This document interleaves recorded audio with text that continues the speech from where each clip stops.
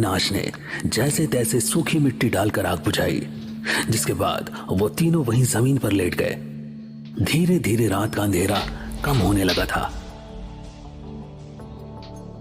सुबह की पहली किरण झामर के घने पेड़ों के बीच से उन तक पहुंचने की कोशिश करती सी दिख रही थी। तीनों के मन में अब भी उस ब्रह्म राक्षस का खौफनाक डर समाया था।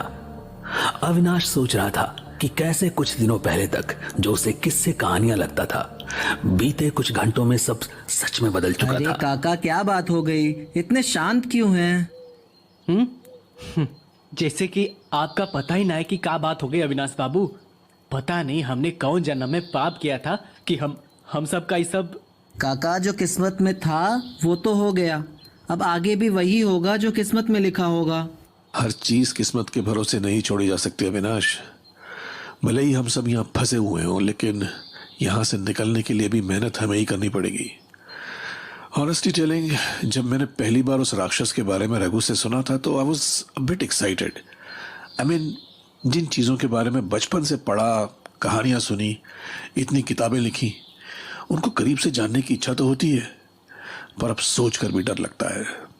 अब तो बस चाहता हूँ कि किसी भी तरह तुम लोगों को इस मुसीबत से निकाल कर ले जाऊं। अंकल, वैसे देखा जाए तो ये सब मेरी ही वजह से हो रहा है। ये तुम क्या कह रहे हो अविनाश?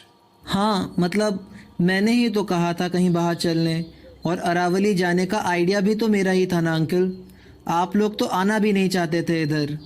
मैं ही जिद करके आप लोगों को यहाँ लेकर आया। ना हम लोग यहाँ आते और फिर ना इस जंगल में। अरे अविनाश बाबू, इस सब में आपका कौनो गलती नहीं। ये सब तो उस ससुरे की करस्तानी रही, वो हम सब का यहाँ फंसा दिया।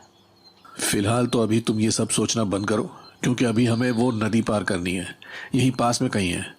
रघु बता रहा था कि उसे पार करने के बाद ही हमें आगे का रास्ता मिलेगा। तो चलो फिर चलते हैं।